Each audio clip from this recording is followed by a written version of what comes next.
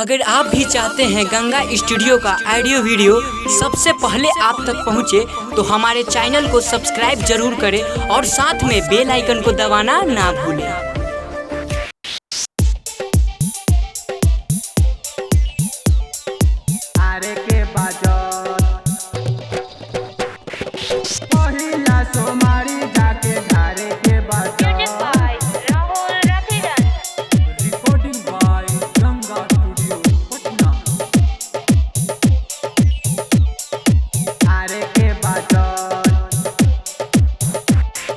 भोला के बूटी में साचो मिले बड़ी बात, भोला के बूटी में साचो मिले बड़ी बात।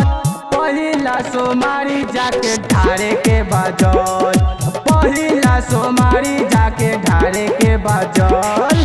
भोला के बूटी में साचो मिले बड़ी बल, भोला के बूटी में साचो मिले बड़ी बल। पहिला सोमारी जाके ढारे के बाजल, पहिला सोमारी जाके ढारे के बाजल, ढारे के बाजल। पहिला सोमारी जाके ढारे के बाजल। Recording by Ganga studio Patna. पहिला सोमारी जाके ढारे के बाजल, ढारे के बाजल। हकी न देह नहीं रुकी कदम हो, बाबा के नाम बनी है मरहम हो, बाबा के नाम बनी है मरहम। हकी न देह नहीं रुकी कदम हो, बाबा के नाम बनी है मरहम हो। हवे महान बाबा सबे कहेले, देवलोग आइल दुआरा बम बम रटेले।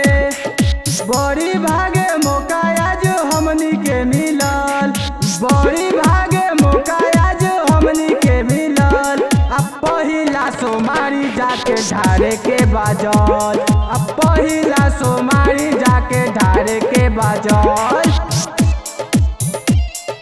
ढारे के बाजल। पहिला सोमारी जाके ढारे के बाजल, ढारे के बाजल। केहू चिलम लेला केहू लगांजा, रैया में ढुकल जाई आई खूबे माजा, रैया में ढुकल जाई आई खूबे माजा। केहू चिलम लेला केहू लगांजा, रैया में ढुकल जाई आई पूरे माजा। अमित यादव के गाना बजा के नाचिए राजेश चिंटू कमर हिला के। बोलम जाए कारा रहम गेरुआ में गुलाल, बोलम जाए कारा रहम गेरुआ में गुलाल। अब पहिला सोमारी जाके ढारे के बाजल, अब पहिला सोमारी जाके ढारे के बाजल। DJ Rahul Remix।